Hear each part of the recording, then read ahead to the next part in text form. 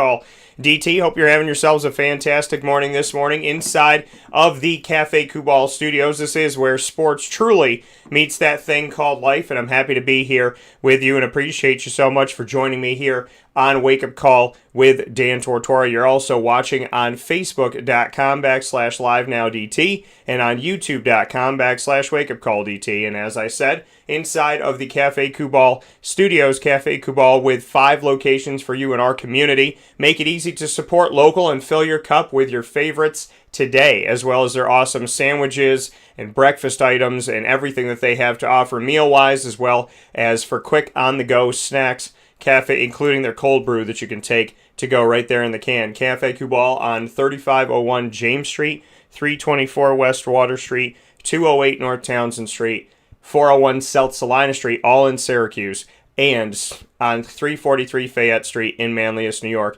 Make sure you head out to Cafe Kubal today. With that being said, we have a jam-packed show for you this morning inside of Mon Paz Kettle Corn and Popcorn.com's What's Poppin'. We have Mon Paz Popcorn.com's What's Poppin' here.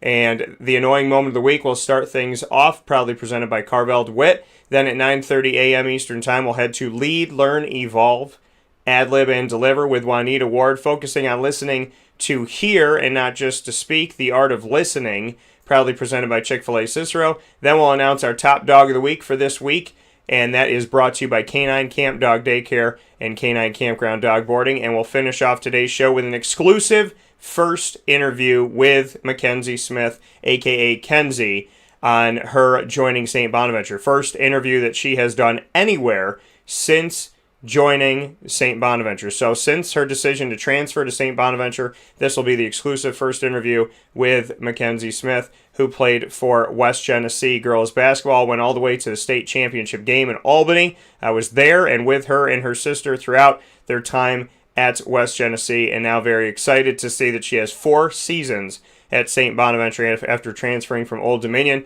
We'll tell her story in just a little bit here on Wake Up Call with Dan Tortora at 10:15 a.m. Eastern Time, where sports meets life, and I'm ready for it. So I got my Bonnie's shirt ready to go in support of Miss Kenzie Smith. So with all that being said, welcome to the broadcast of Wake Up Call with Dan Tortora. It is now time to get into the annoying moment of the week, proudly presented by Carvel DeWitt on 4322 East Genesee Street in DeWitt, New York. It is truly what happy tastes like, and it is time for us to get into that. There's a few scoops of the annoying moment of the week today, and what that means for you is that there's more than one annoying moment of the week. If I ever say there's more than one scoop, that means there's more than one annoying moment, and I couldn't just pick one. So, let's get into it.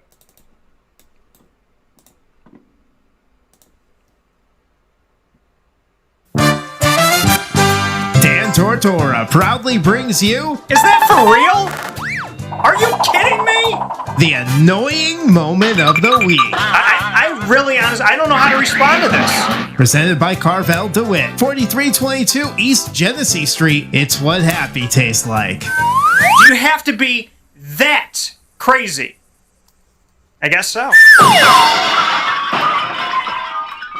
The annoying moment of the week for this week here on Wake Up Call with Dan Tortora. Like I said, there are 3 scoops of this week's annoying moment of the week, and they all have to do with driving. They all have somehow, some way to do with driving. So, my first annoying moment of the week for this week is something that happened to me twice yesterday, and that is people who don't know what lane they're in. They don't understand what lane they're in, they're not paying any attention, and they make up their own rules. Either they have no idea what lane they're in, and they're honestly just blissfully ignorant, or they don't care. And in either one of these situations, it's not safe. So I was in a situation where I was at a light, and it's left turn only, and then straight or right turn. So I'm in the right lane, which is straight or right turn, and I have to go straight. And the car next to me that was in the left turn only lane, which was in the middle, just decided to drive right through the light, and I'm driving next to them, and I'm looking at them as I'm going through the intersection. It was a busy intersection too. And I'm looking at them going through the intersection, and I'm like, are they really doing this? Are we really driving over this busy intersection together in one lane that's not one lane, that they're trying to make one lane, but it doesn't exist. So of course, somebody has to pay attention on the road. Somebody has to be the person looking, because if I wasn't looking and they weren't looking, then we're hitting each other. So thankfully, by the grace of God, I was, I had the wherewithal to pay attention and to see what was going on. And in seeing what was going on, I slowed it down. I let them go, and I moved on with my life. I remember, because I was on the phone, I remember going, are you kidding me right now? Are you really doing it? And they just went right through the light.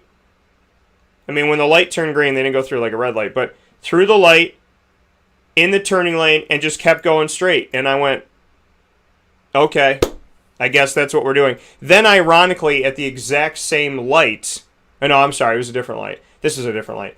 There's a left lane that turns only left, and then there's straight. And somebody was in the middle lane, which was going, again, I don't know what it was. Maybe yesterday was middle lane day problems. But somebody was in the middle lane, and the light turns green to turn left, and the light to go straight for all of us is still red, and they just decided to hook it left, but not even like graze over into that. I don't know if they were impatient, like, screw this, I want to get out of this light, and they just turned left from the middle lane. Now, I understand people make mistakes, and I understand that either one of these people could have not known where they were, or been, oh my goodness, I forgot I got to turn here, nerves, whatever it may be. But just be safe when you're out there on the roads, people. You never know what somebody is going through, and you never know what's going on.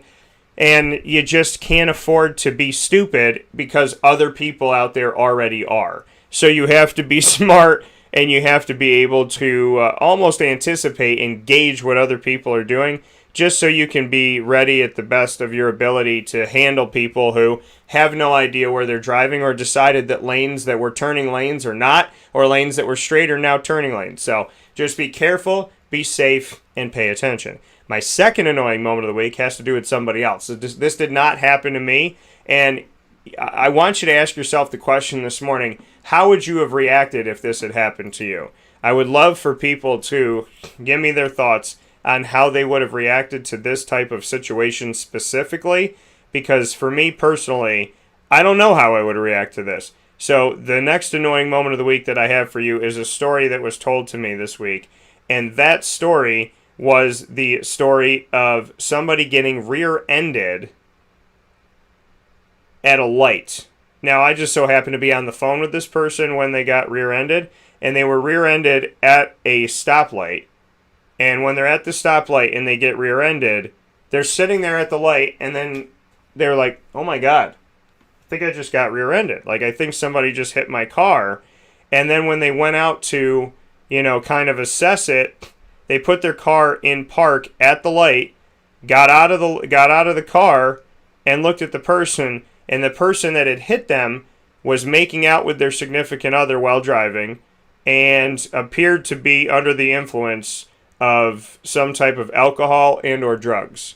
So I ask you the question, what would you do if you got rear-ended at a light, and when you got rear-ended at the light, you just so happened to be getting out of the car and realizing that the person that hit you had no idea that they hit you because they were making out with their significant other? Just think about that. Someone who's either drinking alcohol or doing drugs while making out with their significant other in a car, and then they hit you. Just the feeling of being hit at all, that feeling of somebody just like hitting your bumper and you being at a light and being like, what the heck was that? Like, what was that jolt? What was that bump? And then to look, and instead of the person being like, oh my gosh, I'm so sorry, oh my gosh, I had no idea, it's like they genuinely were not paying attention at all. And to think about that, again, you have to be smart for the other people that are stupid out there, and it's an unfortunate thing about driving, but to look at somebody and be like, okay, they were making out with someone while they were driving, paying no attention, and potentially were under the influence of some type of substance. Why are you driving? Pull over your car, sober up. If you need to kiss on somebody, do that do that when you are not having to pay attention to the lives of other people. But this person got out of their car like I said, put the car in park and like looked at the person like, what are you doing? And I give this person credit for, I mean, I think your adrenaline kind of just pumps. So I give them credit to like get out and say like, the heck's going on? But at the same time, it's dangerous to do something like that, especially at a stoplight. So it shows the New York in them, I will say. My third and final annoying moment of the week is something that I dealt with myself a couple times. And this one is 100% on me. Have you ever had the issue of not knowing where to go to eat? Probably. A lot of us can be indecisive when it comes to food. Well, I've been doing this thing lately where I have no idea where I want to go to eat. Not even a little bit, not even at all. Or like maybe kind of bothering my stomach too. So it was like a, and that was kind of what was pulling me away from the place in the first place, was that I'm like, I really don't want to have an upset stomach. I really don't want to have to feel this later on tonight or the next day. And I felt it last night and I felt it a little bit today. So not a big fan, not really excited about it. But that's, that's something that, I mean, it happens. We do that, right? We could be an indecisive bunch. And it brings me to the other question that I have is, how are you in making decisions? Are you one of those people that, when you're in a relationship, does your significant other have to pick the place that you go to eat? Or do you pick the place? Or do you both try to pick a place? Or do you both just really stink at it? And I guess my other annoying moment of the week, as long as we're on it this week, is when you're dating someone who tells you they don't care where they go. They don't care. It doesn't matter to me. Go wherever you want to go. It's totally fine. Go wherever you want to go. I support your decision. Go wherever you want to go. And then you pick a place, and then they go, I don't want to go there. That like to me is a pet peeve of mine. If you know where you want to go, just speak up and say it. Like if you have a place that you want to go to, just tell the world. Let us know where you want to go, because I've been in the car before, and it could be family, it could be a significant other, it could be a friend.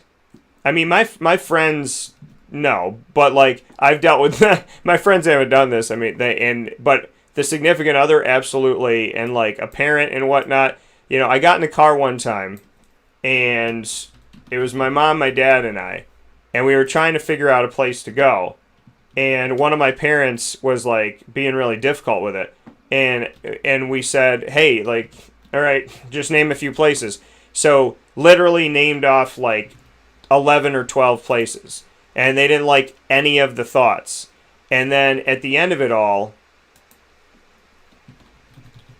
I said, you know what, I'm going to try this because I believe in this theory. And I named a place I had already named, and they said, oh yeah, let's go there. I like that place. And I'm sitting here like, are you kidding me right now? Like this could have been solved 13 minutes ago. So do you have the indecisive family? Is the question. Do you have an indecisive family? Or do you have an indecisive girlfriend or boyfriend or whatever it may be? Because to me, I struggle in making, like, I don't want to say struggle, but when I'm trying to figure out where I want to go to eat, a lot of the times I'm just kind of like sitting there like, where the heck do I want to go to eat? And I kind of defer it to somebody else. Like, well, you pick, you know what I mean? Like, and the thing is, I'm not as picky as far as food, like I can find something to eat anywhere. So because I'm not as picky, I don't, I feel like I kind of defer. If I'm in a car with a bunch of people, or I'm in a car with somebody who I feel like, is one of those people that tells you that they don't care where they go, but they really do care where they go, and you better pick the right place. I can't, in no way, shape, or form can I play mind games. In no way, shape, or form will I. Like, I have no desire. If you want something, speak up and say it. You know what I mean? And that's just how I am. Like, if you really, really want Mexican food tonight, let me know. If you're not into Chinese food tonight, maybe you want that, tomorrow or over the weekend, let me know. You know what I mean? Like, I can't read people's minds, so just kind of tell me where you're at, and then we'll figure it out together. Because I'm notorious for, like, if I get in the car and I'm just hungry and I don't really know where to go, like, I could eat anywhere. I mean, that's just reality. I can eat anywhere because to me, it's food, it's nourishment, I'll figure it out. I'm not going to fret about it too much. So, but yeah, yesterday I decided to drive around central New York trying to figure out where I wanted to eat, and I ended up going to the place that I was at in the first place, which never makes you feel good because you're like, why am I here when I could have been here like 20 minutes ago, and I was here 20 minutes ago, and I could have just gotten my food and been home by now. But see, I don't get mad about like little trivial stuff like that. So to me, it's like, you know what I mean? You kind of shrug your shoulder and you kind of laugh about it and say, well, I could have been here 20 minutes ago, but I wasn't. And that's okay. And you just kind of move on and do what you got to do.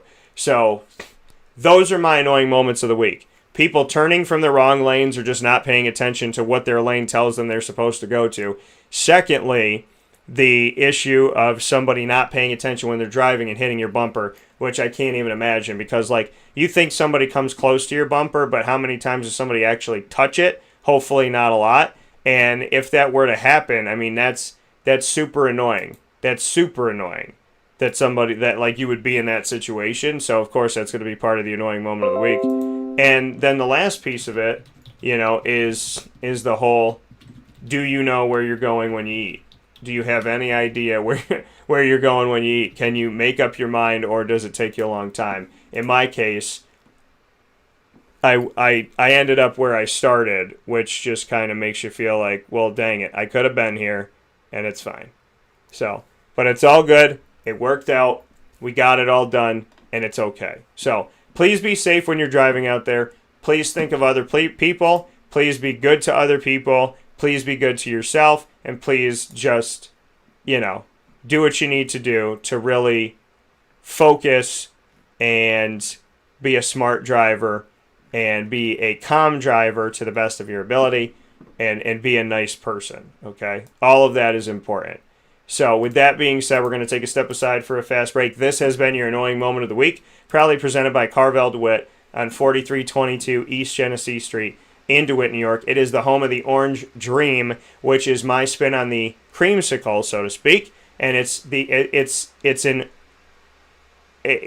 orange sherbet with vanilla ice cream, whipped cream, and a cherry and rainbow sprinkles. It's in sundae or shake form, and it's essentially like drinking an orange creamsicle or having an orange creamsicle as a sundae. So very, very awesome. I love it. It's exciting. It's different. It's something that you're only going to get at Carvel DeWitt on 4322 East Genesee Street in DeWitt, New York. And of course, it's orange in celebration of the hometown orange. So make sure you go out and get it today from Carvel DeWitt. With that being stated, we'll take a step aside inside of the Cafe Kubal studios, and when we come back, we'll be here with LEAD, Learn, Evolve, Ad-Lib, and Deliver, my acronym about all things positive, and a positive segment for you every single TGIF. So we'll be back here on Wake Up Call with Dan Tortora with LEAD, Learn, Evolve, Ad-Lib, and Deliver, featuring my co-host Juanita Ward, right after this fast break where sports truly meets that thing called life. Again, happy Friday. I hope you're having a fantastic day and a fantastic week. And if you are, I hope it gets better. And if it's not so great, I hope it gets better as well. We're always going up from here on Wake Up Call with Dan Tortora.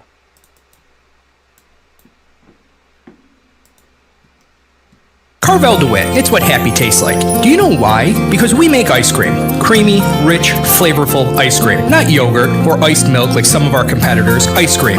Fresh, by hand, daily. For the calorie conscious, we have something new for you. Our new Carvelite. Same great flavor, creaminess, and texture of our regular ice cream with only 35 calories an ounce. So whether you want an ice cream cake, flying saucer, dasher, carvalanche, hard or soft ice cream, we will satisfy your craving with our fresh, handmade regular or new Carvelite ice cream. Carvel DeWitt. It's what happy tastes like.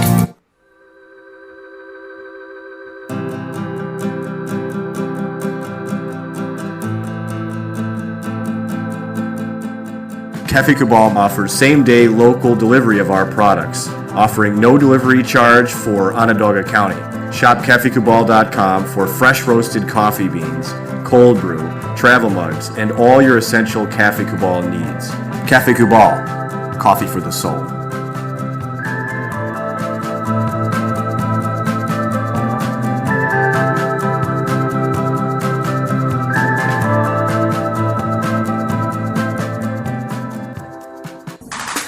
The Wildcat Sports Pub in Camillus, New York is located on 3680 Milton Avenue in the Home Depot Plaza. It is your family-friendly sports bar and restaurant. Folks, some sports bars aren't family-friendly. Some family-friendly restaurants are not sports bars. The Wildcat Sports Pub in Camillus, New York is proud to be both. It is that marriage that you've been looking for years. The Wildcat Sports Pub is your home base for your sports bar and restaurant needs, games for the kids, indoor and outdoor activities, and enough things on the menu to come back every single week and get to try something new.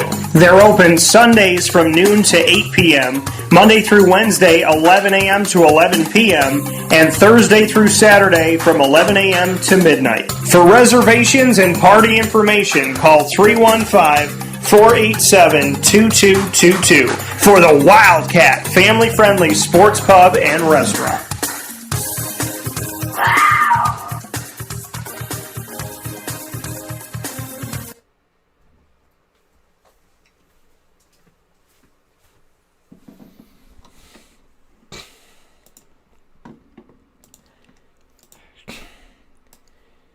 Welcome back here to Wake Up Call with Dan Tortora on wakeupcalldt.com, your one-stop sports shop, and on mixlr.com/wakeupcalldt. Proud to be here with you every Monday through Friday from 9 a.m. to 11 a.m. Eastern Time, where sports truly meets that thing called life. And, of course, here with you on mixlr.com/wakeupcalldt and on wakeupcalldt.com's homepage where you're listening. You're watching on Facebook Live on Facebook.com/live-now-DT and on YouTube.com/wakeupcalldt. And with all that being said, inside of MonPazPopcorn.com's What's Poppin', it's time for Lead. Learn, Evolve, Ad-Lib, and Deliver. Learn, Evolve, Ad-Lib, and Deliver is our acronym we bring you every Friday right around 9:30 a.m. Eastern Time with Miss Juanita Ward, my co-host and sister, and very happy to have Juanita here with us today. Brought to you by Chick-fil-A Cicero inside of Lead, for us to have a conversation on listening to hear and not just listening to respond. That art of listening. Are you listening and in a conversation really hearing what somebody has to say and really valuing what they have to say? Or are you in a conversation just can't wait to speak yourself and have your next opportunity to speak? So are you having a conversation with someone else that is essentially a monologue, or are you actually having a dialogue, and the importance of listening? So we'll talk about that inside of Lead, proudly brought to you by Chick-fil-A Cicero on 7916 Brewerton Road in Cicero, New York. But before we do that, we have to bring in Miss Juanita. Juanita, how you doing today? Hey, Dan, how's it going? It's going very well. And I was just talking to you about something, and I do the annoying moment of the week before I go into Lead every single week. And when I was doing the annoying moment of the week, it was about different things with driving. But I was talking to you about when you drop something on the floor and you have a dog and you feel it, it hits your toe, it bounces, and then it disappears to where the socks go in the dryer, where I feel like at the end of our lives, God's just going to have a pile of socks and he's going to be laughing. But how many times have you dropped something on the floor and thought to yourself, well, obviously I got to protect the dog, I don't want the dog to eat it, but it legitimately disappears? Like, I dropped something during our fast break, and for the life of me, can't find it. It couldn't have gone far, and it's gone. It's disappeared, and knowing Lily, hopefully she will not find it, but it's got to be kind of an annoying moment of the week for me, extension. And I know that you know what it's like to have a dog around the house and whatnot. How often do you drop things, and how often do they disappear? Okay, so the funny thing about Oreo, right? Oreo is not going to eat it if it's not food. So if I drop something, it's like I have my own personal sniffer, like that's magnetic to whatever I drop. He goes and finds it because he thinks that it's food for some reason. And so I can call Oreo. I can say, come here, babe, come here, bub. And he'll go in and he'll find it because he thinks it's food. Once he alerts me to where it is, I go, oh, that's where it is. Because if it's down by his bowl, or because we have his bowl on the floor, so he thinks that it's food. If it's not food, he's not going to eat it. He'll just go the opposite direction. But he served his purpose by coming into wherever it is that I am, where I've dropped it, and he'll find it, and I'm like, oh, that's where it is. I knew I could use you for something, Oreo. And it's like the funniest thing ever. And Oreo was looking up at me like, yeah, you tricked me again. You knew that one food. See, my thing is I drop food, and so I have to find it. And what Lily will do is she'll just it'll be out of nowhere. There could be something I dropped 6 weeks ago, and she had no desire to find it, and then all of a sudden her face is underneath the stove, and I'm like, what are you doing? So, but she also is very purposeful, because I taught Lily how to talk if she needs something. And so when she wants something, she'll bark, and then she'll come to get me. If I don't come to her, she'll come to me, and then she directs me to what she needs. So she's very purposeful. If she drops a toy underneath the couch, she'll bark, and then she'll go and stare where it is to tell me, hey, Daddy, I need something. It's over here, right there. And so it's amazing how without words, she is extremely direct and extremely clear many times, and she lets me know what she needs. So, but teaching her to talk when she needs something means that she's become very vocal, and there's different growls and there's different barks. There's the bark, somebody's at the door, and there's the, bark-ish speaking, where it's I want you to put me on the couch or else I'm going to continue to harass you. So I don't know how Oreo is with all of that, but Lily has a way of directly speaking to you, and she has different ways that she barks and utilizes her voice depending on the severity of what she wants and all the good stuff. So I can honestly say that, what did they say? That the gorilla that they had, that they taught how to do sign language? Well, apparently I taught my dog how to directly speak to me, which is pretty awesome. Oh, that's so awesome. Yeah, that's the girl. That's what she does. But we talk about speaking, right? And listening, paying attention to what someone's saying to us, be it Lily or be it a human being, paying attention to what somebody is trying to say and get across. How many times do we speak just to speak again? And it's the difference between listening to respond and listening to hear. Those of us that listen to respond, we say words, other people say words back, and we're paying no attention to those words because we just can't wait to speak again. Vastly different than listening to hear, where we're speaking to someone and valuing what they say back and hearing what they say and then responding to that. What can you say about the difference between the two, Juanita, and how that is, the experience maybe in your life of listening to hear versus listening to respond? So as I was growing up, my mother and my father taught me this biblical scripture, James 1:19. James chapter 1, verse 19. And it talks about being slow to speak, slow to anger, but quick to listen.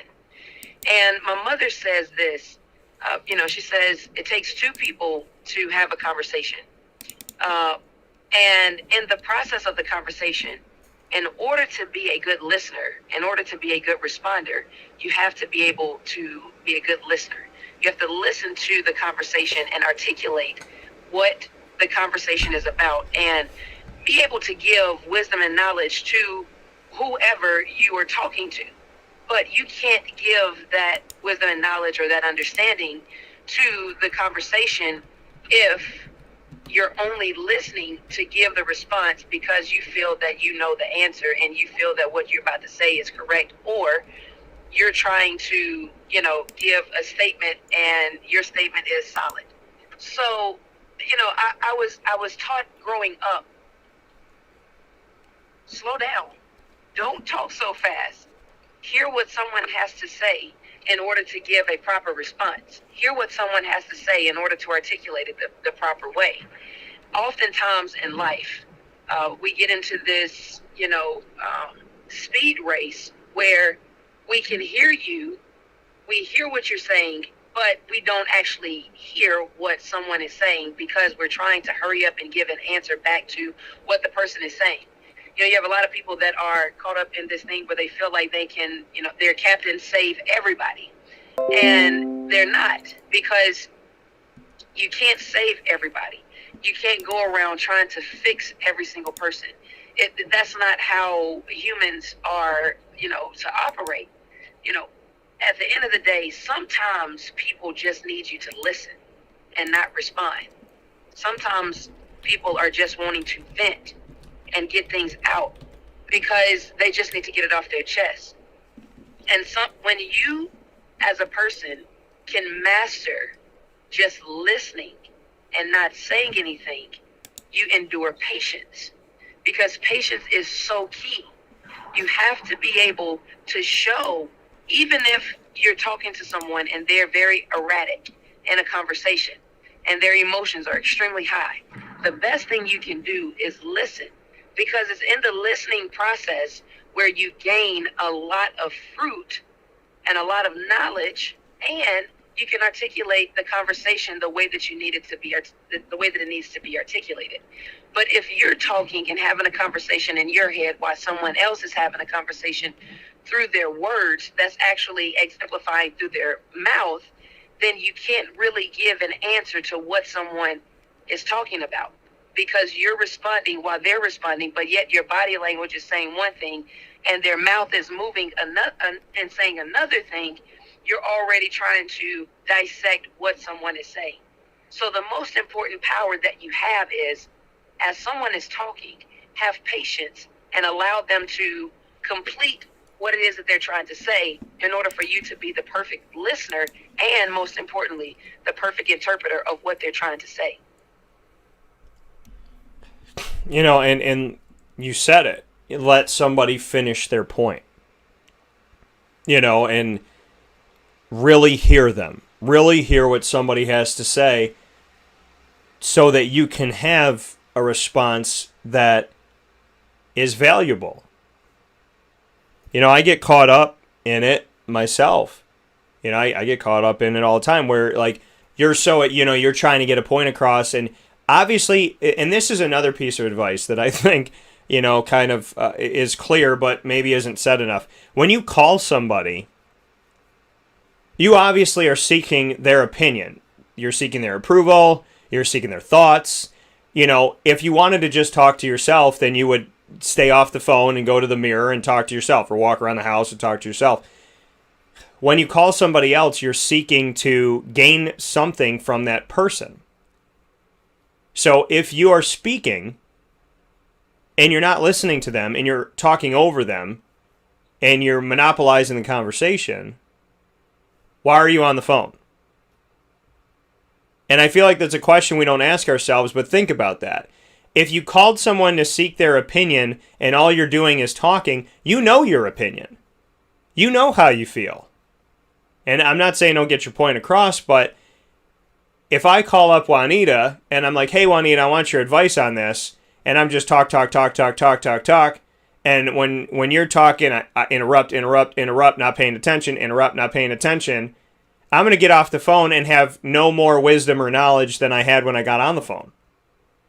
So it's detrimental to yourself to not be a good listener. Because if you're not a good listener, you're essentially just having a conversation with yourself while somebody else is an innocent bystander, and nobody's gaining anything from the talk. Most certainly. Because, you know, Dan, we amplify this every single time we are on this show. You know, you and I have a topic that is at hand, and in order for you to give a solution to the topic, or in order for you to give an answer to the topic or a response to the topic, one of us has to pause for a second and, you know, articulate it and interpret the topic, break it down a little bit, and then you jump in and you break it down and how you see fit, and then I jump in and I insert and I add a couple of things of how I see fit. We amplify what it means to have patience in a conversation and what it means to listen in a conversation to get a better response for the topic that is at hand. And I believe that communication is the number one key in society as to, you know, why certain things happen in our life, why certain situations are going on in life. You know, there's not enough understanding of how to communicate. It is that everybody feels that because they are an adult or because they have an opinion that they have to make a response. And every single thing is not needed for a response. Every single situation does not need a response. Even if you may have the answer and you may be right, you have to value someone else's opinion.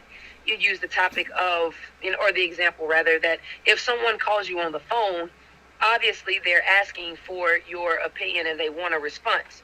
True, because they wouldn't have called you on the phone and they would not have asked for you to give them response. And so at the end of the day, we have to be great communicators. We can't be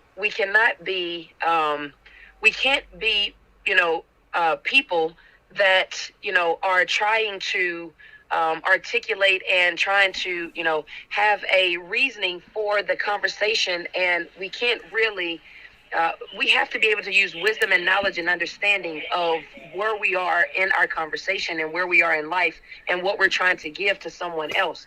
The conversation cannot be as, well, I have an opinion and that's my opinion and I'm going to stick to it. You have to be a good listener and be able to insert what you want to insert. And there's something that I learned with this whole listening and the importance of it. There's something that I learned recently, and that was if you take a deep breath when someone's finished talking, like Juanita says a point here during lead and she stops and finishes talking, and then I sit here for a second and I go,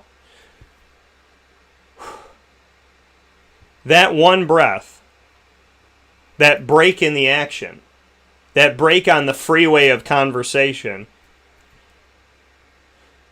it shows somebody else that you value what they said, you took it in,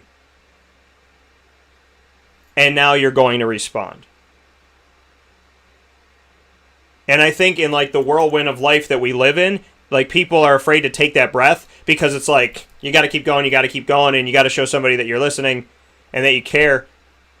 This world is so rapidly paced that, like, if somebody says something to me on the phone, like certain people I talk to say, like in my family and whatnot, say something to me on the phone, and I stop and I take a deep breath before I respond, they're like, Dan, hello, are you there? What are you doing? Dan, hello? And that makes you more anxious, but all you're doing is trying to give them the respect that you took in what they said.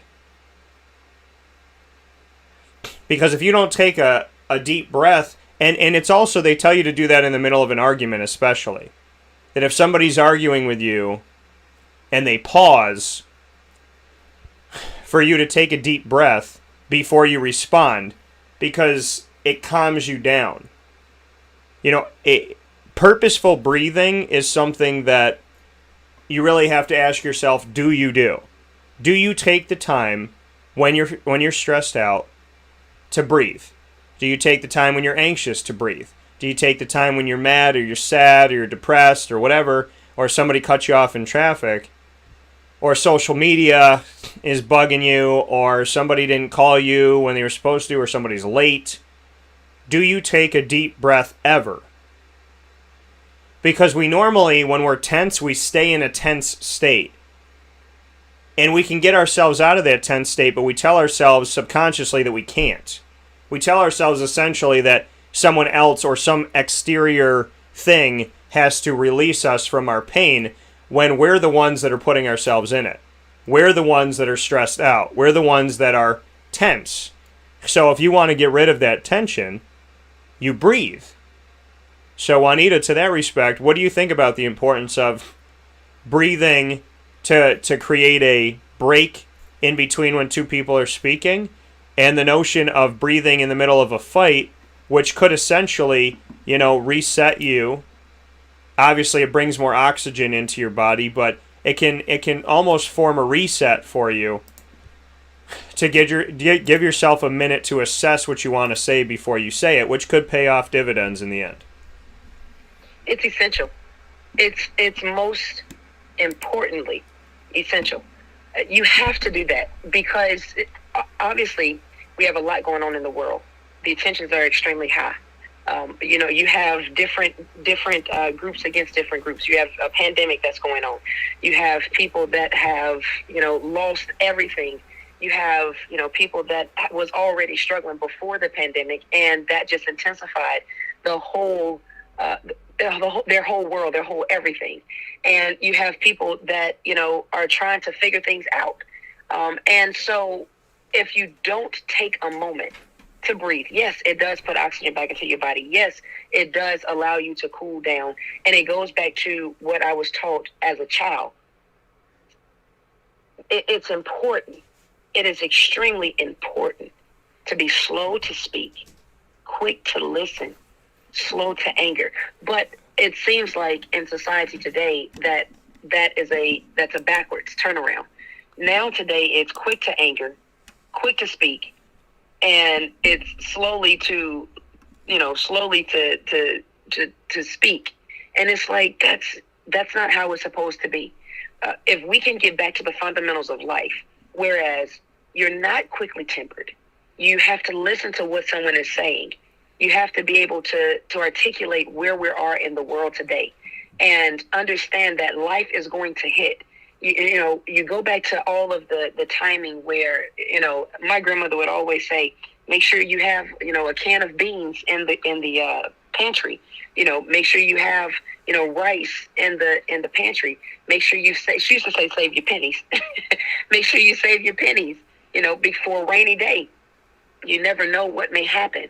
We have to go back to the foundation and not try to live in a society where you're trying to please, other people, or you're trying to put on for other people. We have to go back to that. I believe that a lot of things that have happened in the world as to where people are agitated very easily, people are responding at a rapid pace without thinking or taking a breath to really realize the situation that's at hand. Everything is high intensified. No one is having patience and using wisdom and knowledge and understanding. It's just so intensified on situations that can be controlled. But you have a situation where someone does not want to be belittled, or someone doesn't want to, be embarrassed, or someone is afraid to have their feathers roughed up a little bit. That goes to maturity. If you are mature enough, you will be able to handle how to respond to different life situations. If you're mature enough and you have the understanding, you'll be able to respond to, different groups, different realities that go on in our society. You have to be able to calm yourself. You have to be able to speak to the situation. And I go back to this, Dan, as we stated, previously, many of times before, you have to know who you are as a person. And you have to know the friends that you are associated with and the people that you have around you. Because sometimes unconsciously, people can pick up other people's personalities. And you hear this all the time. Oh man, you've changed. You don't act the same. You're acting different. You're not acting like yourself. And you wonder why certain people say those things is because they see a difference in your personality. They see a difference in the way you're responding to things. They see a difference in the way you're acting toward different situations. Maybe you have become, not you, Dan, but, just using you as an example. Yeah. Maybe you've become high-tempered. Maybe you've become way more agitated than before. Don't let life stress you out to the point where when someone says, you snap. Release. And it goes back to that breath. Take a minute. Take some time to release. It is very essential and important that you find that time to have a quiet place to release. It is not cowardly. It is not weak to release, to have to find that quiet place and that quiet time. You hear people say all the time, I go into my room and I meditate, or I go into, my quiet place in the house and I just cool down. And I hear women say this all the time. Well, I can't. I got these kids and I got to do this and that. There is a moment in time in all of our lives where we can have a quiet moment. Yeah. It's 24 hours in the day. And my mother, she had 5. And she and my father raised all 5 of us. And I can tell you this, in 24 hours in the day, whether it was 30 seconds, 10 seconds, or 5 seconds, my mother found an opportunity to just go and just release.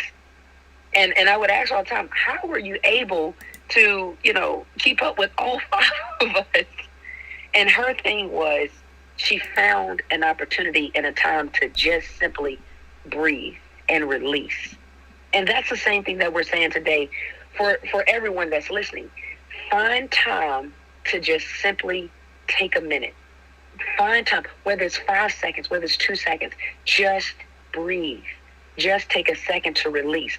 That small amount of relief will go a long way. I'm telling you, it will carry you a long way. And it's you hear this all the time. It's the simple things in life. It really is. It's the simple things in life that makes the biggest impact. And as I stated previously, be slow to speak, slow to anger. Most importantly, be quick to listen. And you bring up a good point there. Slow to speak, but slow to anger, and quick to listen. And saying how today's world is the opposite, what you were saying before. Today's world is quick to anger, quick to speak, slow to listen, if they listen at all. Nobody wants to hear anybody else's point of view. They just want to shove down your throat what their point of view is. And when has that ever restored life, given life, aided life? We're not all the same. We have differences of opinions. We have different thoughts. We have different ways we were raised. And dialogue is so huge. It is so important. There's a reason why there's something called oral tradition, where, we've literally, as human beings, passed down tradition just by telling each other, hey, like in an Italian family, hey, this is how you make ricotta pie. And, your grandmother teaches somebody, and then they teach somebody, and then it goes to you. Like, just that thought of, like, the preparation, remembering things that happen in the family. This is what we do. I love when somebody says, like, what's your tradition for Christmas? Like, what did you do growing up? And you immediately can pull up to it and say, and I have the blessing that I can say, like, oh, well, we used to go to my grandma's house on my dad's side for Christmas Eve. On Christmas Day, I would be at my house in the morning, wake up under the tree with my parents. Then my friend would come over with his family, my godparents, and then we would go to my other grandparents that night. So there was always a system. It is so valuable to continue to learn. Because if you don't grow, if you just kind of like, if I said, hey, I'm 35 years old, I've learned everything I want to learn, I got all my thoughts, I don't care about anybody else's thoughts, and for the rest of my life, I'm good. I'm not taking in any more information, I'm just keeping what I have in my brain, and nothing else is coming in. Then I essentially am living, but not living. I'm living in a world where I am not even a part of it. Because...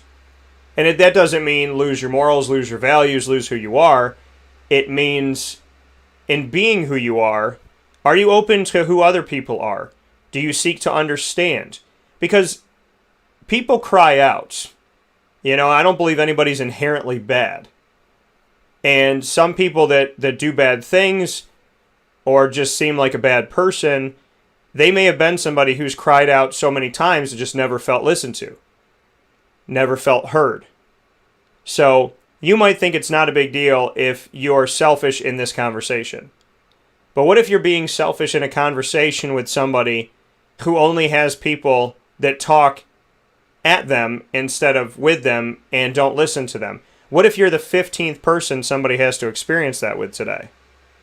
You can't think to yourself that you're the only person that they're talking to. And in that sense, you can add positivity or you can add negativity. And if you think to yourself, well, I just abused that conversation. I just didn't listen to that conversation. You might be the only person that listens to them. You might be the only person that they feel cares about something. Or you could be the 18th person that doesn't. We all want to be heard. And in no matter what state of life we're in, and no matter what's going on, we all want to be heard. It's a universal thing, whether people admit it or not. If you speak, you want somebody to hear it. And we wonder sometimes, is anybody listening? Can anybody hear me out there? It's almost like sending out a message on a satellite to space, wondering if anybody could pick it up. And sometimes we feel completely alone, and sometimes we don't. But I'm surrounded by really good listeners. Juanita, and many people in my life. They're all really, really good at listening. But do I listen back? And that's a question that you have to ask. I mean, it's great if you have people in your life that give you great advice, but do you give them advice? You know, I was thinking very selfishly with one of my friends this week, and then he said to me on the phone, you know, something just happened at work I really didn't like. And I had been talking about myself, and I paused and I said, Daniel, if that was you, and you know how you've reacted in this situation before, and you know sometimes they're really trying, and I could tell that it was getting on him and it bothered him. So I paused and I focused on his problem and put mine aside. Because he's done that for me so many times, how could I be on the phone, hear him bothered, and not listen, and not care, and continue to just think about myself? You know, but how many times when we feel like we have an issue, do we just call everybody to talk about it, and we don't ask them how their day is going, or what's going on in their life, or if we do, it's not genuine. It's, okay, let me call Juanita and ask her how she's doing really quick so that I can talk for 2 hours. You have to be very purposeful in how you speak. And you have to think about what you say before you speak. We're in a society where everybody's triggered by everything. Instead of really just taking the time to take a step back and say, what is on my mind? What is bothering me? And what am I hoping to achieve? Why did I call Juanita today? Oh, because I respect her opinion. Oh, because we have a similar faith. Oh, because she can talk to me from a perspective of God and faith and not just the world. Oh, because she listens. Because she cares. Because she knows my character. Because she knows what I'm looking for. Because she knows what matters to me. And if those are the reasons why you called somebody, well, then have the respect to listen to them. Because there's nothing more hollow than having a 2-hour conversation where you didn't listen. Because essentially, if you're not listening, why did you call? And that's the part that truly is the question. If you're not listening, why did you call? And to go one step further than that, if you monopolize a conversation and you don't listen to what somebody's saying to you, why is that person special on the phone? If you can call your mom, your dad, your friend, your girlfriend, your boyfriend, have the same conversation and not listen to them, what is their value to you? Because if I'm on the phone with somebody, that should be a special conversation with that person. And that moment should be sacred. But if you spend most of the time listening to yourself speak, that person is interchangeable. And if they're interchangeable, you're not respecting the conversation. It's amazing how we all want something, but we forget that other people do too. And in a conversation, I would be baffled if both people are not seeking some type of positive outcome from it. So remember that when you talk, there's someone on the other line. And remember what it feels like to be on that other line. Because so often we treat people the exact opposite than we would want them to treat us.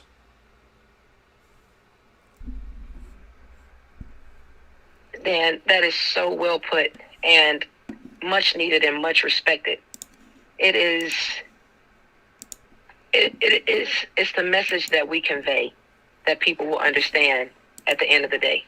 What are the last words that you're going to speak, and what's the last thing that you're going to do?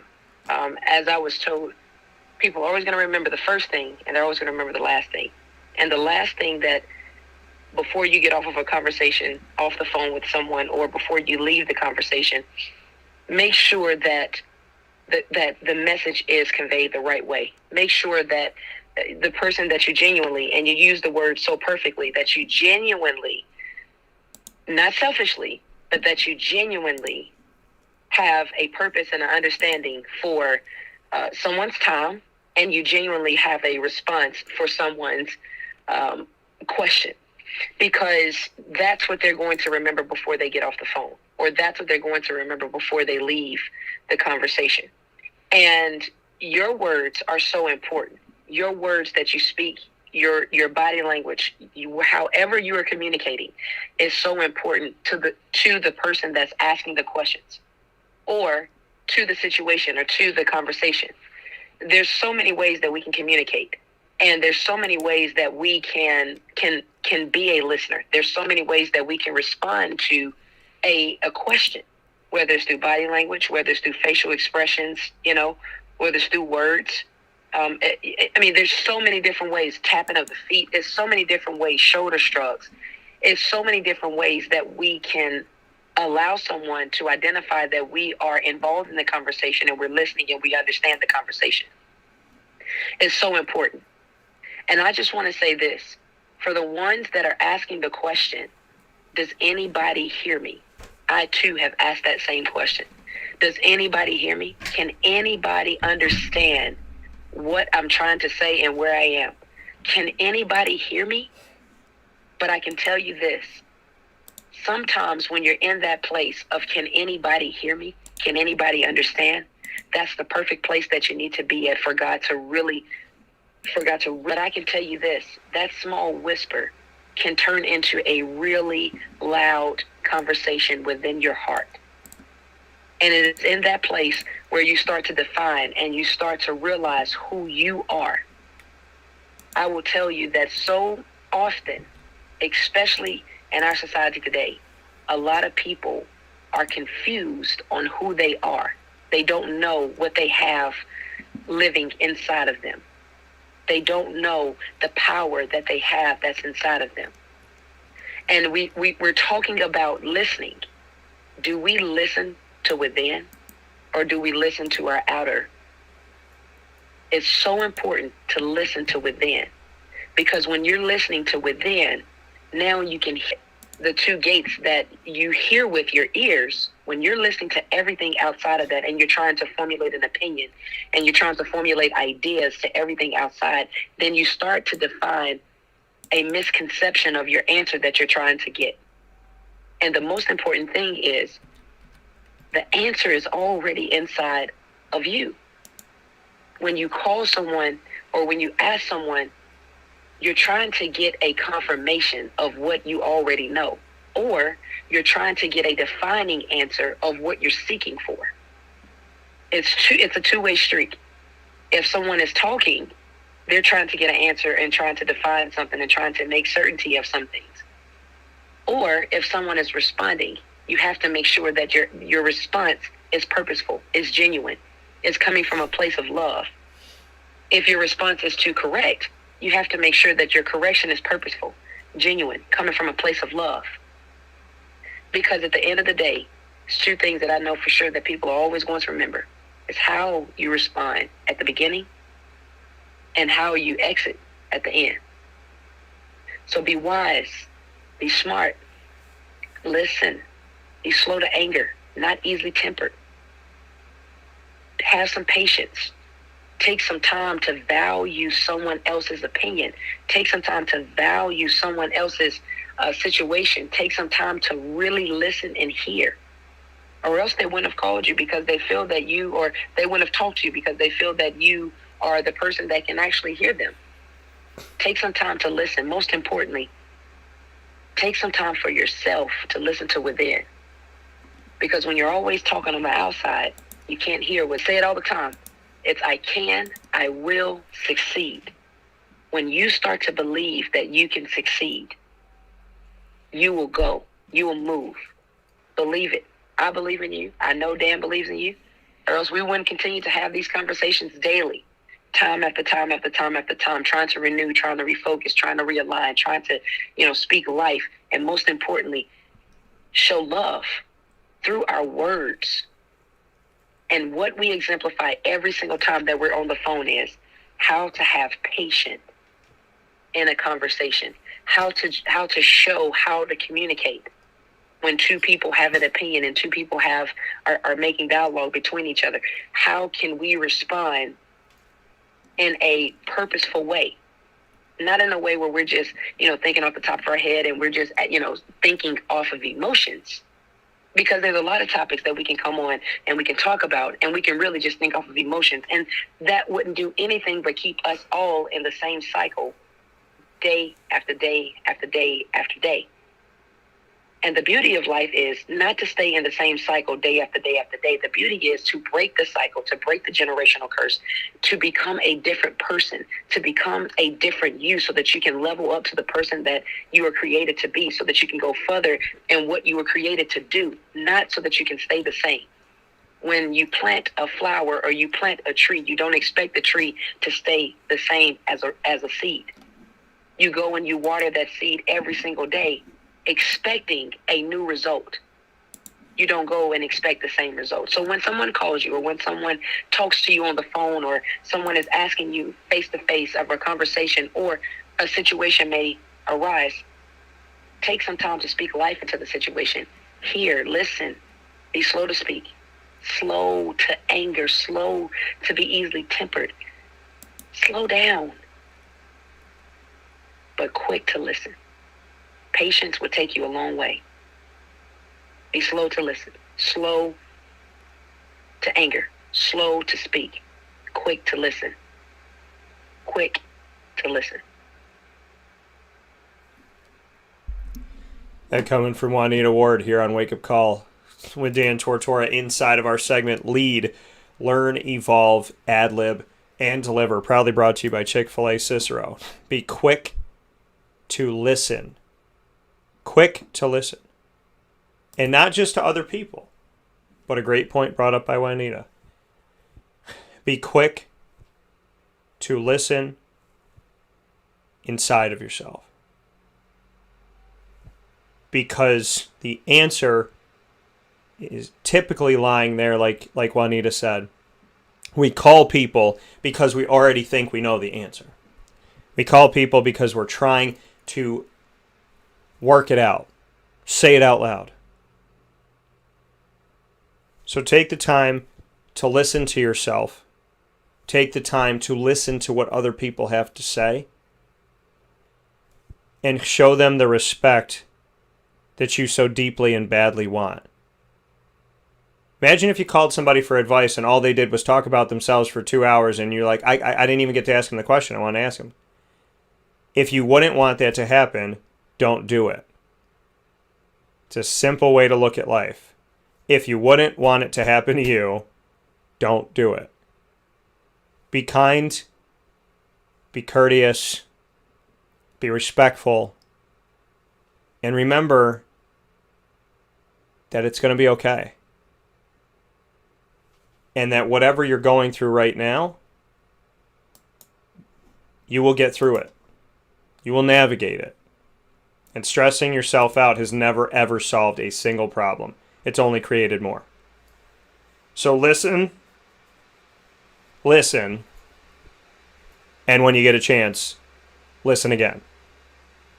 And of course, listen here on the show on Wake Up Call every Friday at 9:30 a.m. Eastern Time to Lead with Juanita Ward, proudly presented by Chick-fil-A Cicero with Juanita and myself, talking with you about the topics that hopefully can help you have a better day, a better week, and a better conversation. Juanita, as always, thank you for everything, and I look forward to talking with you soon. Thank you so much, Dan. Take care. Take care. That coming here on Wake Up Call with Dan Tortora, where sports truly meets that thing called life. We'll take a step aside for a fast break. When we come back, we'll be bringing you our top dog of the week, as well as an exclusive first interview with MacKenzie Smith, a.k.a. Kenzie, the first interview that she's doing since transferring to St. Bonaventure. That's coming up right after this.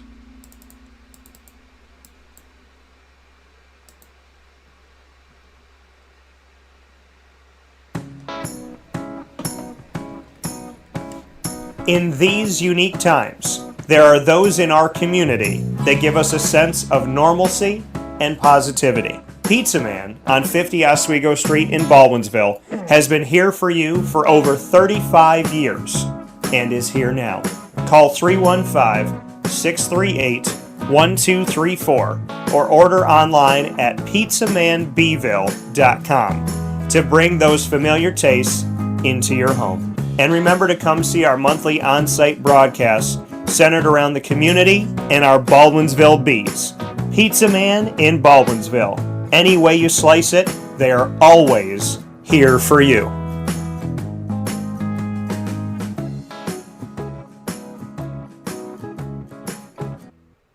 I'm George Townsend of Honda City with some good advice when buying a new car. The true cost of owning a new car is determined by the appraised value when you trade it. No vehicle appraises higher than a Honda. Next, look for low APRs and deep discounts. You also want low maintenance costs and great fuel economy. That's why my advice to you is to buy a new Honda. Looking pre-owned, visit our Honda Certified Used Car Center. Honda City, 7140 Henry Clay Boulevard, Liverpool, or HondaCity-CNY.com. It would be a pity if you don't shop at Honda City. This is Jimmer Sikowski, owner-operator of Chick-fil-A Cicero, 7916 Brewerton Road in Cicero, right in front of the Home Depot.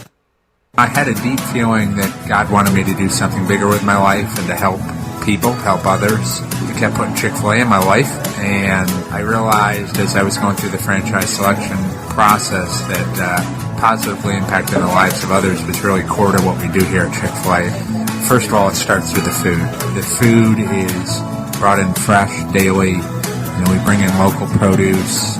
We prepare to order in the kitchen. We hand bread our chicken. We hand spin our milkshakes. It's great food. It doesn't taste like fast food.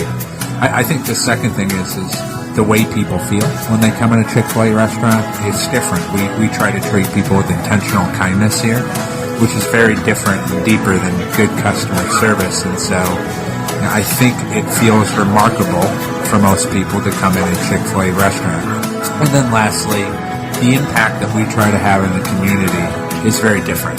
It's a big part of the expectation of every operator of a Chick-fil-A restaurant is that they're actively engaged in their community, they're a leader in the community, and they're making a difference. When they realize that what we're striving to do is to shine a little light in their life, that's a very, very different experience than you will have at any other quick service restaurant.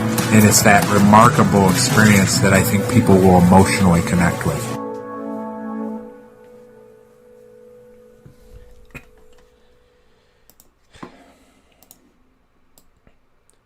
Welcome back here to Wake Up Call with Dan Tortora on wakeupcalldt.com, your one-stop sports shop, and on mixlr.com/wakeupcalldt, where you're listening. You are watching on Facebook Live on facebook.com/livenowdt, and on youtube.com/wakeupcalldt. And before we get into my conversation with Kenzie Smith here on Wake Up Call with Dan Tortora, it is time for us, as always, every Friday, right here at the top of the second hour, to bring you our top dog of the week. And the top dog of the week this week, brought to you by Canine Kamp Dog Daycare and Canine Kampground Dog Boarding.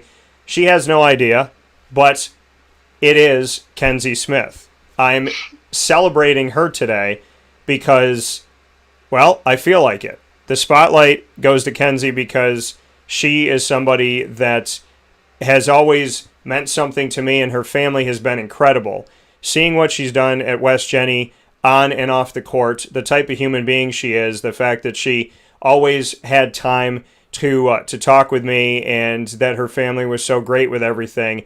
There's something to be said about the journey, and there's something to be said about, how things don't always go as planned. That is life. I think every human being I know that's made anything of themselves in their lives, we all understand that life does not always go as you plan it. Very rarely does it go necessarily how you planned it or exactly how you planned it. So I'm honoring Kenzie Smith today, right before she comes on to the broadcast, as the top dog of the week, brought to you by K9 Camp Dog Daycare and K9 Kampground Dog Boarding of East Syracuse, because her journey has just begun and because I believe that is going to be a tremendous one.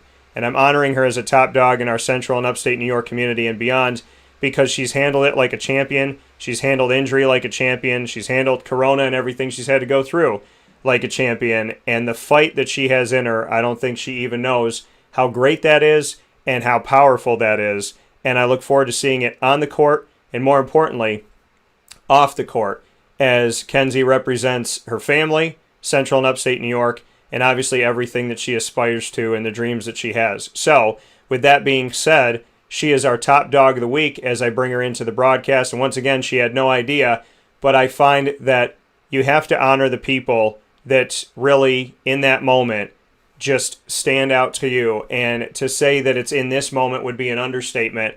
I remember being down in Albany for the championship game. I remember, all of the events with West Genesee and all of the opportunities. Kenzie has been a tremendous person and player, and she deserves only the best. And on a road that has its ebb and flow and has its curves and everything that goes on with it, she is now moving forward. And I think that, just like we were talking about in the last segment in lead, it takes nothing to tell somebody that you're proud of them, you're happy for them, and you think that they're capable of anything. So, with that being said, I bring in Kenzie Smith as the first interview she's done since transferring to St. Bonaventure. So we have the exclusive first conversation with Kenzie, but not before we honor her as the top dog of the week. So welcome back to the show, Kenzie, and congratulations on being our top dog of the week this week. Thank you. I appreciate it. Yeah, absolutely. So this is an awesome opportunity for me because the conversation, there's so many reasons why I'm excited about, this next chapter of your life. But, for those of you that haven't heard, or for those out there that haven't heard from you since your West Genesee days, bring me into what life has been like these, these last, couple of years and whatnot since having that time at West Genesee. So my first year at ODU, I loved it, like a new start at a new college, Everyone in high school, especially senior year, you just want to get to college and everything. You're just so excited. And, I got really close with my teammates pretty quickly. And same with the coaching staff. And our team had a lot of success even though I wasn't playing. So just, going to every game and winning, it was fun to witness and everything. And then, my second year, I was really excited to play and stuff. And things didn't go as planned, whatever. But I still liked it. And, I've enjoyed the last 2 years just being a part of something that big. So, in going through that, to look back on your days at West Genny, when you made the decision to go to ODU, what was it about the school at the time that just made you feel like that was the next part of your life, the next chapter of your life? What was it that just felt right? The team had a family feel. Everyone felt really close, and people just wanted to win. So that was a big part of it.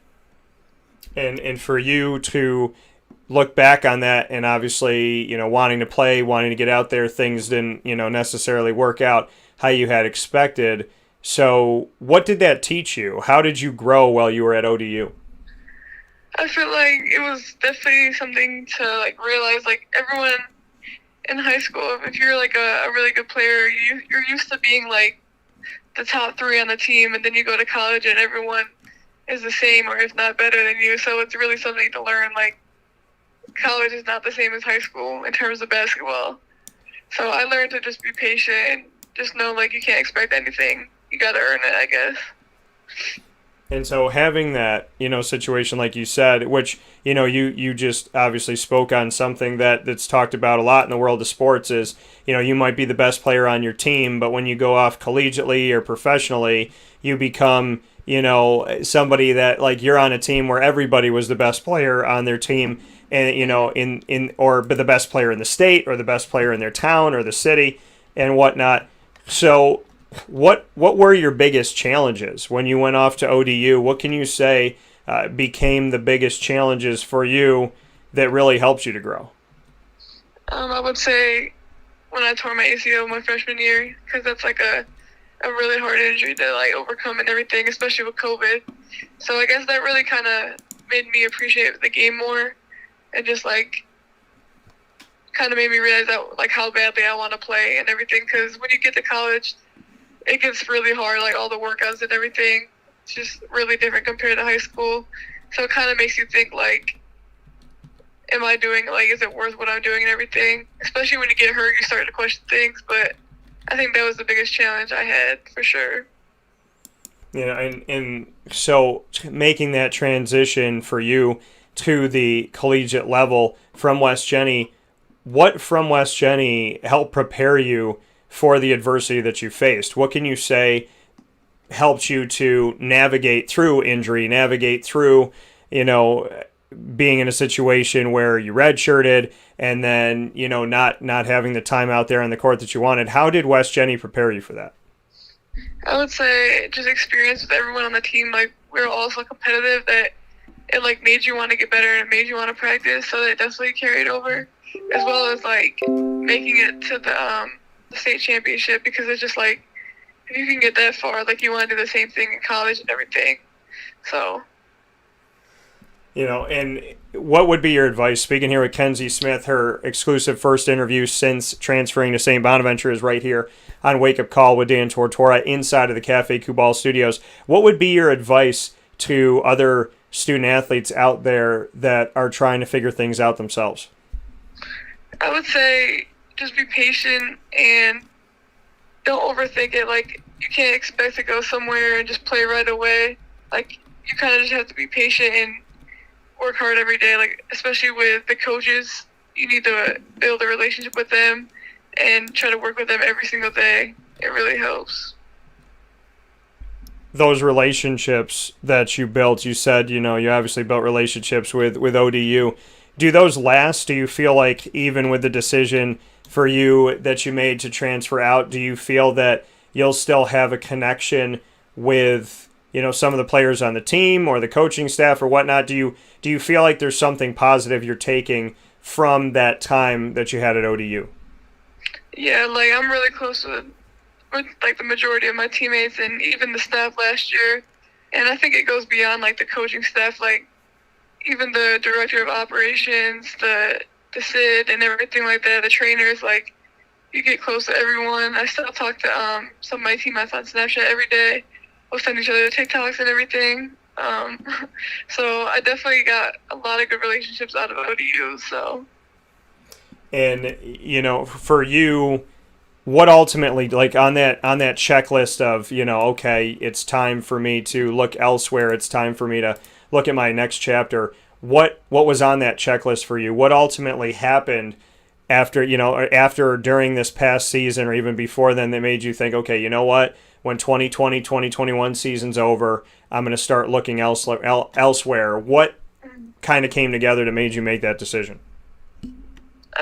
For me, it was mainly I want to be somewhere that I'm wanted and needed, and, you know, playing time is a huge thing because everyone goes to college wanting to play, so I just wanted that opportunity as well. So I think, you know, with the new staff and everything, it was just like I kind of want a new start as well. So, you know, and you go through, you know, you've gone through injury, you've gone through the pandemic like we all have and whatnot. Let's start with going through, you know, an injury. Well, I mean, first let's go through the red shirt. You know, I don't think it gets talked about enough, you know, red shirting a season. It's expected, you know, in certain schools and the way certain coaches coach, that you come in, you know, as a freshman and you red shirt and they kind of like bring you onto the team and preserve you for later. But we don't talk to players about what it feels like to red shirt, knowing that, you know, you're literally at the game, you're watching the game, you're sitting there on the sideline, but you can't do anything because, you know, you have to wait a year. I mean, it's like you get all the way to the court, but then you still feel like you're almost sitting at home watching the game because you're not on the court. So what is the experience of redshirting? So for me, luckily we got to, like, there was someone else on my team that redshirted from a torn ACL too, but we both got to travel. I know some people don't get to travel when they do that. So I was still a big part of the experience. Like, I got to do everything basically but play, but we got to we had to take stats for everyone, and it was like the coach's way of getting us more involved with the game, so we kind of liked that, and it was just nice. We got to rebound for them in warm-ups and stuff. Like, obviously it's not the same experience at all, but we were like exposed to a lot of stuff that other redshirt probably wouldn't get, so. The importance of being able to travel with the team, like you said, you and your teammate got to do when you are redshirting or you're injured or whatever it may be. How does that change it for you that you're not in the game, but you essentially are not sitting at home watching your team while they're traveling? Like, what do you take away from being able to at least at the bare minimum travel? You definitely get to see more and you get to learn more about the game. Like, now that you have a whole different perspective, because, you know, when you watch a game, you're thinking of what you could do or what other people could do better. So for me, it was just like you witness way more parts of the game, and it kind of like helps you come back onto the court. So, what did you learn about your game when you had the opportunity to watch from the sidelines? What about your game did you say to yourself, you know what, now that I have the time to, you know, really see this and get this angle, I could do this better, I could do that better? What are some of those things? Some of those things are definitely passing, just like seeing all the open views and everything, like breaking down the defense and all that. And kind of just like how the whole game works. Like, it's a whole different level. Like, everything's way faster, and it's completely different. It's like hard to explain, because when you watch it, like compared to a high school game, it's just like when you're in high school, you like feel like it's so fast and everything, and you go to college, especially watching it at first, you're just like, wow, it's completely different. So I definitely learned like when I got back on the court, it has to be a different pace and everything like that. So. That coming here from MacKenzie Smith here with us on Wake Up Call with Dan Tortora inside of the Cafe Kubal Studios, the exclusive first conversation that Kenzie's having since transferring to St. Bonaventure. And Kenzie, you went through the injury, so, you know, having that keep you off, but then the pandemic happens, and nobody could have been prepared for this in any way, shape, or form perfectly. What was it like to go through this pandemic as a student athlete, in the sense of the fact that you genuinely already, being a student and an athlete, don't really have a life, and when you get put in a bubble, you really, really, really don't have a life? So what was life like in college? Because again, another story that's not talked about enough.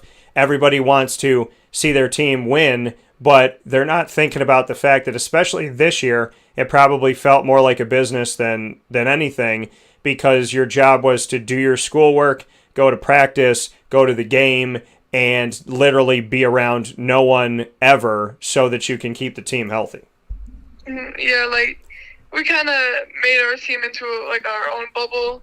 Like, we could hang out with people, but we were strongly advised not to, just to keep everyone safe. So we really just got up every day, like 3 times a week, to go get COVID testing, and then we had practice, and then class, whatever, and we are just done for the day. We don't really hang out with anyone. It was definitely different than my freshman year. We would always hang out with like other athletes or go to parties or, you know, just be around other people. So it definitely felt more like a business. Do you feel like a part of your college experience was stolen from you, in a sense? Yeah, I would say that, and it just felt a lot different. Even freshman year, like, it kind of got different because I got hurt and I could barely walk, so I ended up I stopped going places and everything like that, so it kind of stopped earlier than COVID, but it definitely changed a part of it, especially for the freshmen that came in this year, because, you know, when you're a freshman, that's your time to make friends and everything, so I could definitely see how it affected them, even us too, so.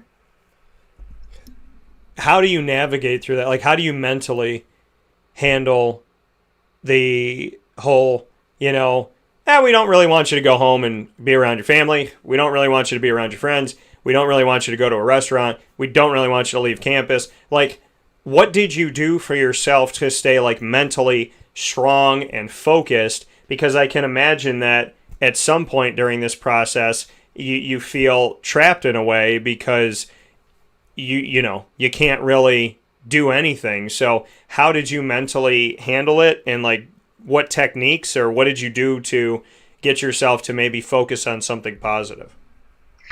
So for me, I like being alone, so luckily I didn't have that problem most of the time, but when I did, I would try to, like, there's a place on the water on campus, and a lot of the times I would try to walk over there and just, like, sit by it, just to, like, stay positive and everything, just enjoy, like, the sunset or whatever. Sometimes my teammates would go to Virginia Beach and we'd watch the sunrise as well.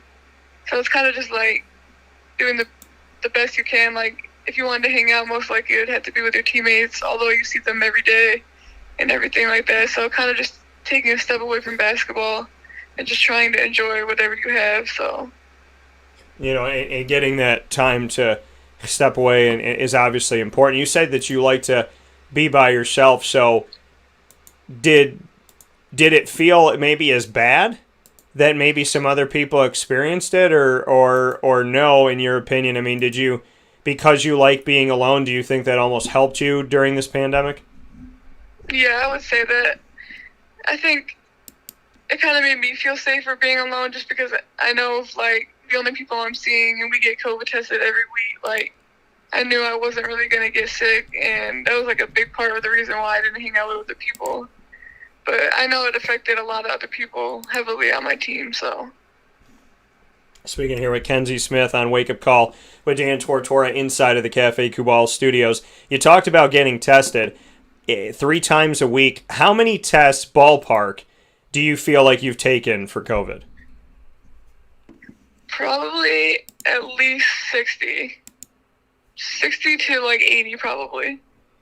Has it gotten to a point where it's just kind of like normalcy to you? I mean, has it essentially, just gotten to a place where you just don't even think about it anymore? Or what can you tell me about that? Yeah, it was definitely just a wake up, go to your appointment, go right back to sleep. You don't really think anything of it. Like, it feels so normal, especially because it would be like almost 3 days in a row. So you're just like you're like thinking, do I really have to do this 3 times in a row? But it definitely became just a part of the routine. You don't really care about it. Like, at first I was mad because it's just inconvenient, but then you get used to it and it's just like, whatever. If you want to play, you have to do it. So yeah, and going through this, obviously I'm sure taught you a lot. What do you value more now? What is something that maybe means more to you now, or something that sticks out more to you now, either on the basketball court or elsewhere, that maybe you weren't paying as much attention to, if any attention to, before the pandemic? I would say spending time with others and just playing basketball. Like, when I went to school, we didn't come home for like 6 months, which is probably the longest I've been away from home. And I didn't see Madison for like 7 or 8 months. So it's definitely spending time with others and just playing the game. Yeah, you bring up, and you bring up your sister Madison, and she's over in Vermont and whatnot. You guys did so many great things at West Genesee together. This unstoppable duo in many, many, many cases. So what was life like playing without her? It was definitely different. In high school, it was easy to play with her just because, like, we trusted each other and we were really close. And, like, just playing with her for so many years, like 14 years we played with each other. So to go from that to playing with nobody it's completely different. It felt weird at first, but then we talked about it. We kind of got used to it, and it's just like it's kind of better in a way because we used to fight a lot about dumb things on the court. So when we talk, we're just like, why did we fight about that stuff? And just like we kind of want to play again, like together again. But it's completely different playing with people you don't know. It kind of makes you think about what you say and what you do and all those things. So, and for you, like you said, fighting on the court and looking back on it and saying, why do we do that? Why do we care about that and whatnot? How often do you talk to Maddie? Like, is it something that's just still second nature, or do you feel like you went some time without talking with each other during some of this, or what can you say about how often you guys talk? We usually call each other like probably 2 or 3 times a week. It's definitely not every day just because of how busy she is and how busy I am too, especially when I'm at school.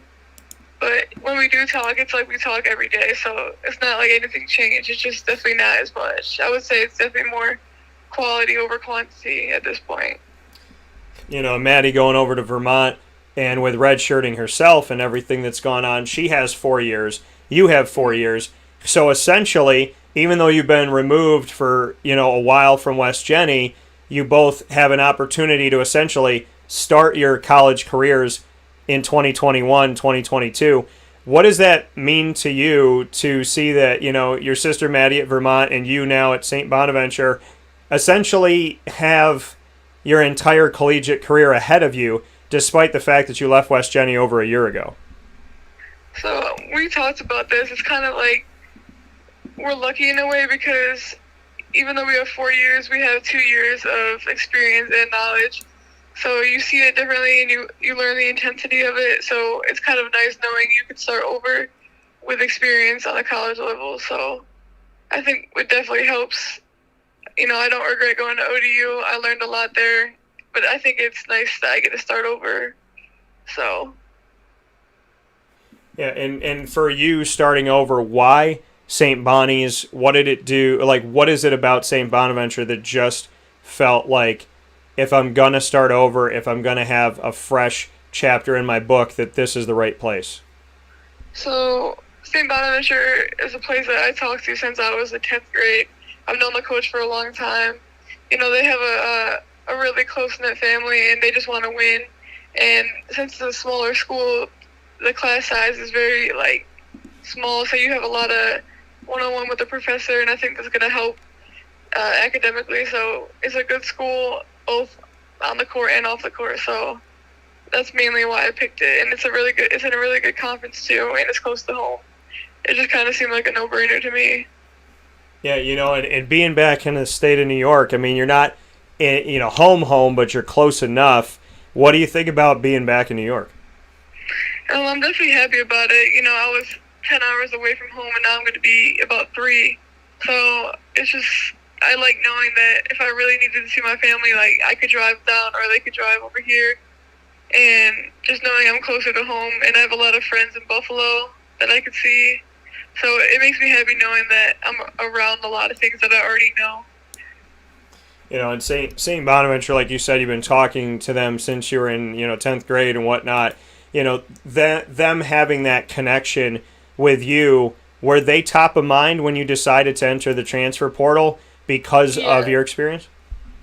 So when I was committing in senior year, I had a top 3, and they were in my top 3. So when I was in the transfer portal, my AU coach reached out to me, and I reached out to him, and we were talking about the schools and everything, and we decided to hit up St. Bonaventure as well.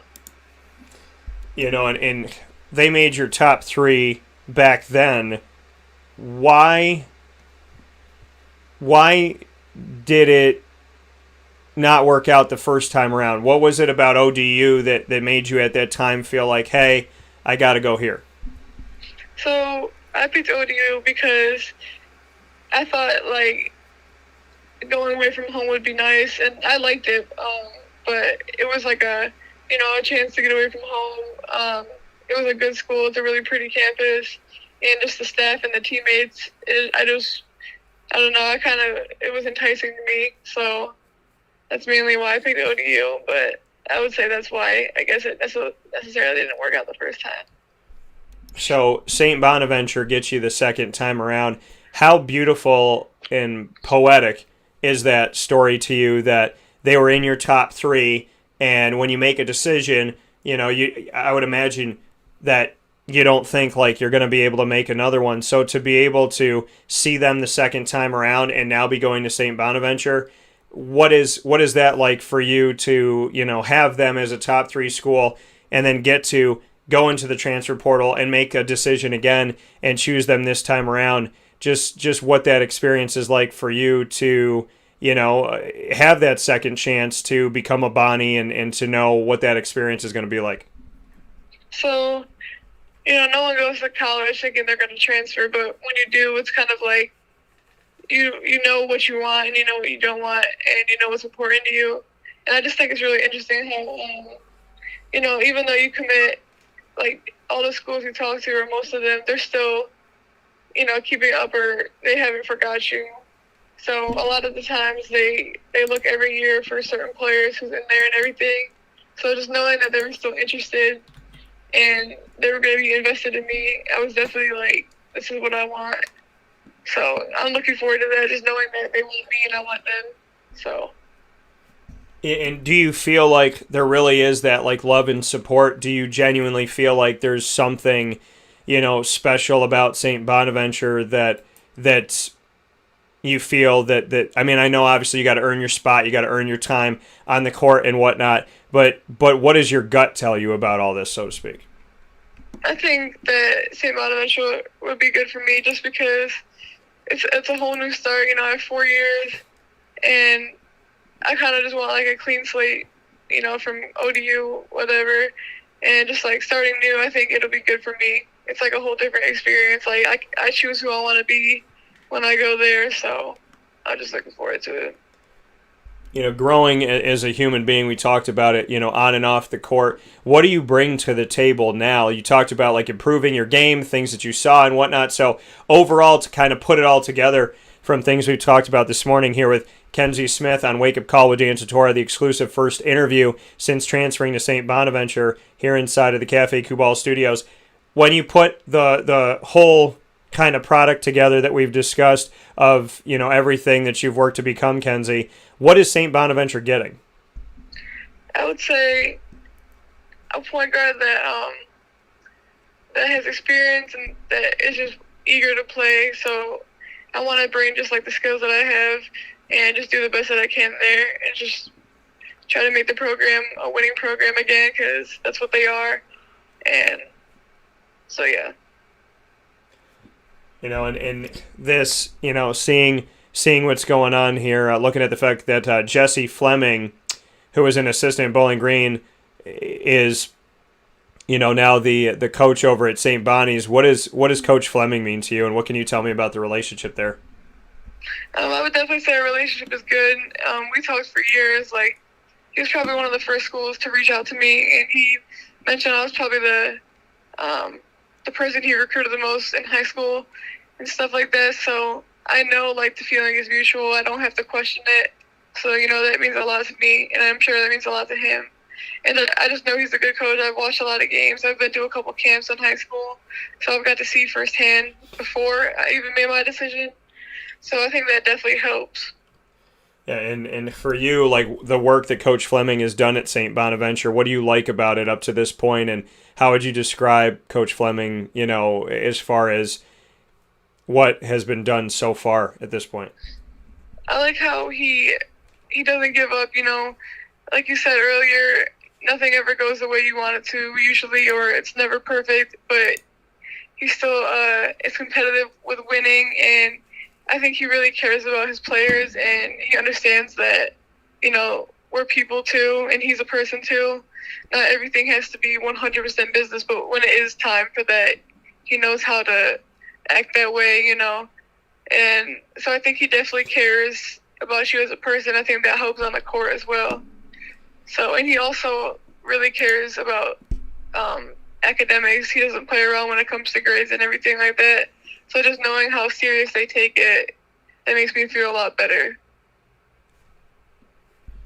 That coming from MacKenzie Smith here on Wake Up Call with Dan Tortora. Becoming a Bonnie, are you already proud to wear that across your chest? I mean, I have a special love for St. Bonaventure. I'm wearing my shirt in the studio today, and because I got to be around the men's team when they were in the first four in Dayton, Ohio, and the coach said to me at that time that put his arm around me and said, "You're an honorary Bonnie now. Consider yourself part of the family." So that happened a few years ago. So it's kind of ironic that you're going to St. Bonaventure after I've liked them from afar, and then had that really nice interaction and got called an honorary Bonnie. So what does it mean to wear Bonnies across your chest to you? I know that this is new, and I know that you haven't played a game for them yet, but what type of excitement lies within you when you see that logo and you see that name and whatnot, and even being in the Atlantic 10, just what it means to you to be a Bonnie?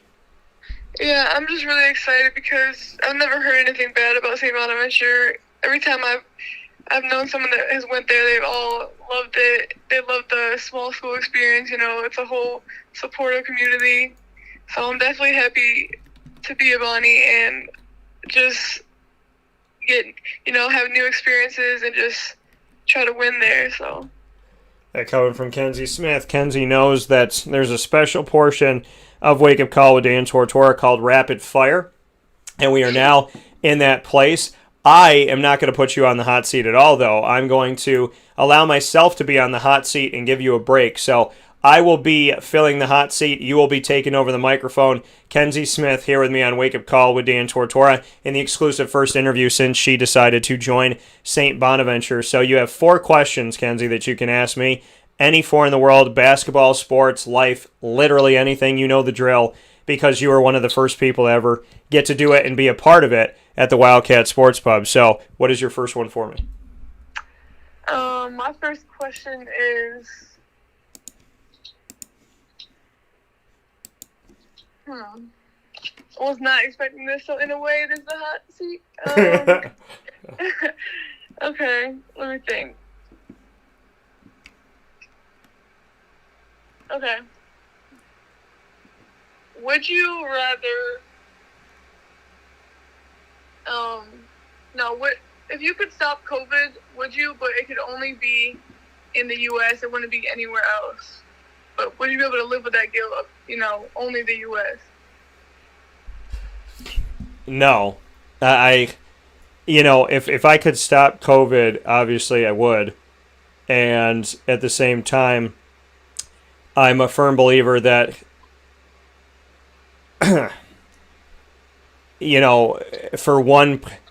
if somebody is suffering in the world, it's too many people. Mm-hmm. So I would find it hard to, be in a position to save one country but let everybody else suffer, because I couldn't fathom the thought of someone else being in pain while everybody. I don't like the thought of helping someone to hurt somebody else. Gotcha. That's a good answer. Thank you. The next question would be, do you believe in astrology? And if so, what is your sign? I mean, I know of it, and my sign is a Libra, so I technically am in the Libra Scorpio cusp, but Libra is the balance beam, and I look it up. I've seen it before. I know that it's there. Sometimes it's interesting to see what it has to say. So, I know of it, and I know that I'm the balance, and I'm a proud October baby. So I guess that's what I would say about it. Okay. Next question is, would you consider yourself an introvert or an extrovert? Without question, an extrovert. I don't know life as an introvert. I was quiet in high school at times. I didn't like my high school experience as much, and I love my teachers. Don't get me wrong, but I've always been an extrovert. I love making people laugh. If I walk into a room and I don't know anybody, I'll know somebody by the time I leave. I mean, that's just how I am. I mean, if I wasn't the personality that I was, we wouldn't be on the phone right now, because I would A, not be doing a show, and B, I wouldn't know how to talk to people. And so I think that one of the things that I love to do is, whether someone's nervous or not, is to, help to talk them, down from concern and worry, and let them know it's going to be okay, and really just say, hey, concentrate on just you and I talking, and don't think about the rest of the world, and it'll all, it'll all come to you. It'll be all right. I feel like I pay attention to introverts and extroverts, and I welcome them all, and I treat them all the same, because I believe everybody has something to give, and I want people to feel safe in sharing stuff. So I'm definitely an extrovert, but I feel like I can work with anybody. Gotcha. Okay. You want this to be my last question? Yeah, if this is the last one you got, yeah. Okay. If you could think of a bad experience in your life, would you go back and change it, or do you think that, that made you a part of the way you are today? I love, Kenzie, how you said you're not prepared for this yet. These are like 4 of the best questions I've been asked. So, in 17 years. So, if I could go back and change something bad or something that not desirable that happened in my life, would I go back and change it? I feel like the easy answer is yes for most people, but I am who I am today because of everything I've been through. So, I mean, I've always been me. Like, there's something about, my friend Lisa said it. She said, you know, you have this thing that so few people have been able to successfully do. And I didn't know what she was going to say. And she's like, she said, if they've met you when you were like 3 or in high school or in college or as a professional or whatever, she said, anyone who's met you at any point in your life, we can all describe you as the same person, which is very rare. And I appreciated her saying that because it was on a day where actually something really not great happened to me. And so I guess going back to that is, would I change it? No, because I'll never forget that Lisa said that. And the things that happened to me that I would maybe think about changing, without them, I don't have, you know, it's like if this didn't happen, I wouldn't have Lily, my dog. If this didn't happen, I wouldn't have my house. If this didn't happen, I wouldn't have started my company. So at the time that I did. So I can honestly tell you that in the moment, it sucks and it's terrible and you don't like it. But I wouldn't change anything about my life because it's taught me so much about resiliency, about putting your money where your mouth is, about being who you ask other people to be, and, you know, remembering to help yourself when you're helping the world. So I wouldn't change anything about my life because it's my story, and I think if God wanted to write it a different way, it would have been written a different way. So I'm doing my best from here forward to write a story that I want to read at the end of my life. Yeah, I would say that things definitely work out in a weird way sometimes, but like you said, life is a crazy old thing. You know, when I was a kid, I would tell people, when somebody would say to me, if you want to make God laugh, tell him your plans. And I would get so mad. And now when people ask me advice, I say, if you want to make God laugh, tell him your plans.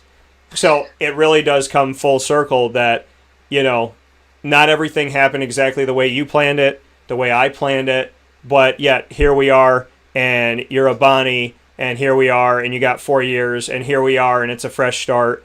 And so, you know, I think there's so much beauty in the adversity because somehow, some way, we always get set on the right path if we're willing to, you know, actually hear what is deep inside of us and what's trying to speak to us. So I think it's incredible, and I could not be happier for you. I'm elated that you gave me the opportunity to, you know, have this special interview with you. And, you know, like I said at the beginning of it, you know, you and your sister and your whole family have just really gone above and beyond for me, and have definitely made me feel respected and appreciated. So, you know, wherever you go, I'm a fan, and I already like the Bonnies, but now I gotta like start buying gear and stuff. So I need to be Bonnied out. I need to have that brown out and just be ready to go. So, but yeah, I mean, I'm so happy for you and grateful for you, and I'm grateful that you wanted to come back onto the show. So it really means a lot to me, everything that you have, you know, meant throughout the years, and definitely, you know, I just hope nothing but the best for you. So I feel incredibly grateful and honored to have you on the show today. Yeah, definitely. Thank you for having me. That coming from MacKenzie Smith, exclusive first interview since transferring to St. Bonaventure. I know we'll be talking after this, but as always, you know, stay safe, stay well, and, you know, get your butt back out there and start making some history at St. Bonaventure. That's what I want to see. Sounds good. All right, I'll talk to you soon. All right, bye. Take care. That coming from MacKenzie Smith here on Wake Up Call with Dan Tortora, where sports truly meets that thing called life. We'll take our final step aside on Wake Up Call with Dan Tortora. When we come back, we'll wrap up this week and get you ready for having a good weekend. So, shouldn't be that hard, folks. Appreciate the time you got. Time is precious. So, we will be right back after this fast break, not before you hear from our incredible, incredible partners in the community.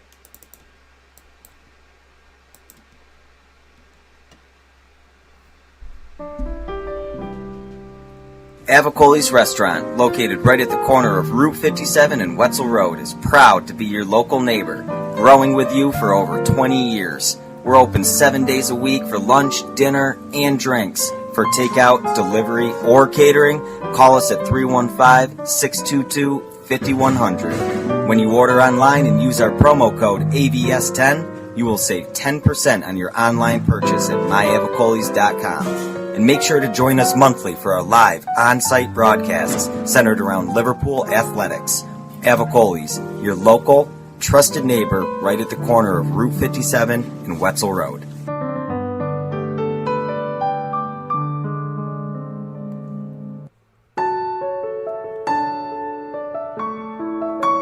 Having peace of mind when you're out of town that your furry-loving friend is safe and sound means taking them to Canine Kampground, because we all know that when it comes to the love of our pets, it goes well beyond the call of duty to make sure they're safe and sound. Right, Lily?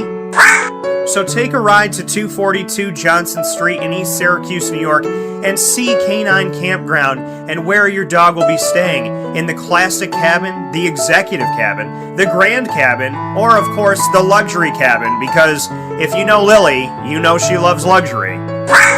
Now you don't have to wait to the last minute to find a family member or a friend that'll take your dog for a few days. Call Canine Kampground at 315-299-4013. That's 315-299-4013. Their drop-off and pickup times are Monday through Sunday. Check K9Kampground.com for more information. That's the letter K, the number 9, and Kampground spelled with a K.com. K9Kampground.com. When you're going out of town, bring your dog to Canine Kampground.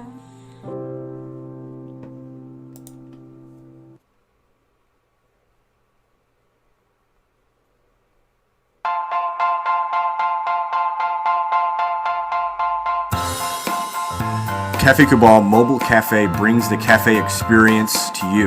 We'll roll out to your neighborhood or office, ready to serve our locally crafted espresso bar to our loyal patrons. Inquire at cafecabal.com. Cafe Cabal, coffee for the soul.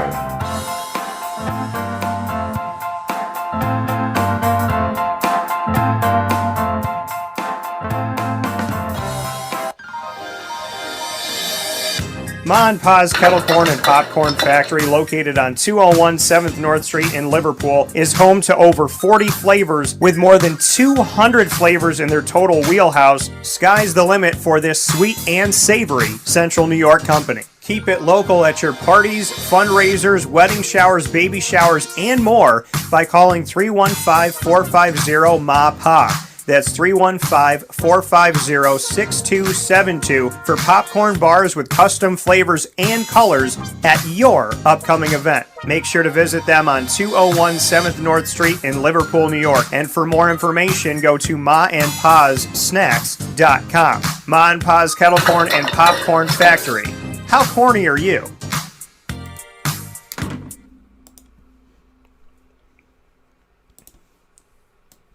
The Millhouse Market, located on 3790 New York 13 in Pulaski, New York, is worth the drive every time. Make sure you make your way out to the Millhouse Market, but first download their app on the Google Play or Apple App Store.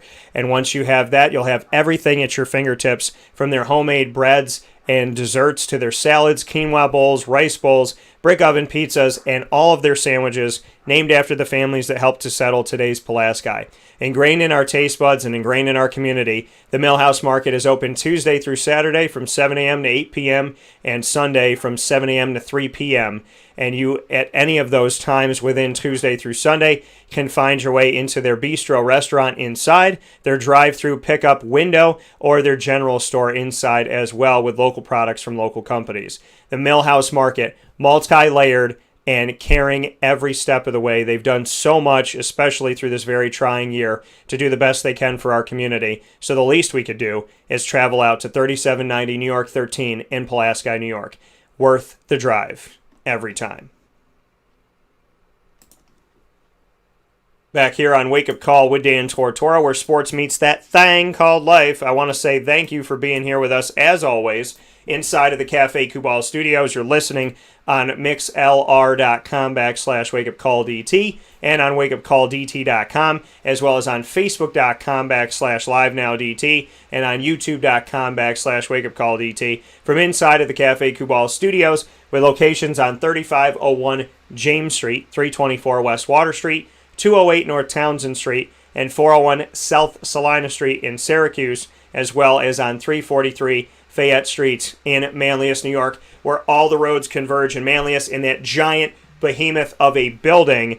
The brown striped building. Definitely find your way out there to the wonderful new location of Cafe Kubal. I want to thank Carvel DeWitt for the Annoying Moment of the Week, Chick-fil-A Cicero and Juanita Ward for Lead, Learn, Evolve, Ad-Lib, and Deliver. I want to thank the K9 Kamp Dog Daycare and K9 Kampground dog boarding locations of East Syracuse, the place to bring your dog.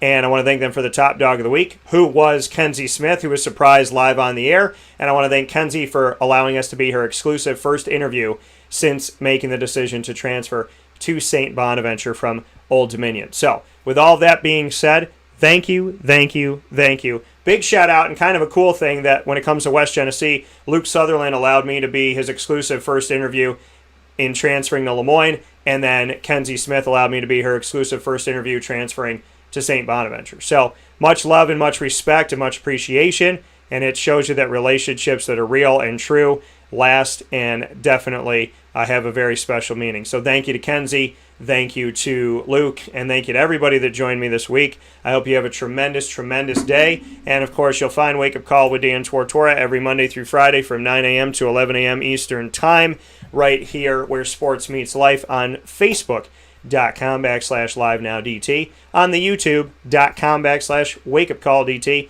MixLR.com/WakeUpCallDT, and on WakeUpCallDT.com. You can also search Wake Up Call with Dan Tortora on Stitcher, Spotify, MixLR, YouTube, iTunes and Apple Podcasts, TuneIn Radio, Podbean, and iHeartRadio. By searching Wake Up Call with Dan Tortora, you will find all of our shows in the archive. And on Podbean, over 1,500 shows. And if you go to wakeupcalldt.com and click on Radio Archive, which is very self-explanatory, you will see that you can click on any of the months of the years dating all the way back to 2012 to get our shows there.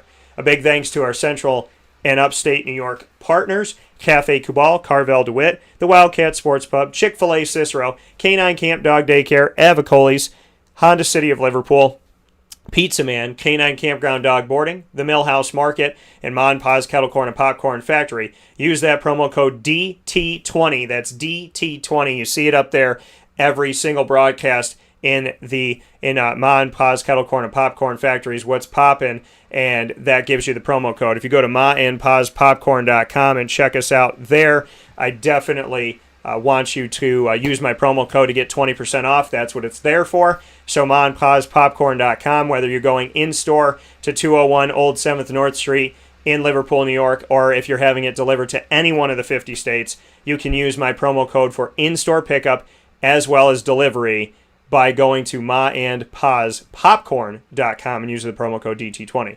Find us on Facebook at Wake Up Call DT, the Twitter at Call DT, Instagram at Wake Up Call _DT, and of course on wakeupcalldt.com and on youtube.com/wakeupcalldt. In the meantime, as always and forever, God bless, no stress, do your best. I'll talk with you soon, folks. And remember, be there to listen and not just to speak. Don't seek to just hear yourself, but listen to what other people have to say. And also take the time to peacefully listen in quiet to know what you're really saying to yourself. I appreciate y'all, and I hope you have a great day. I send you my love, and God bless as always.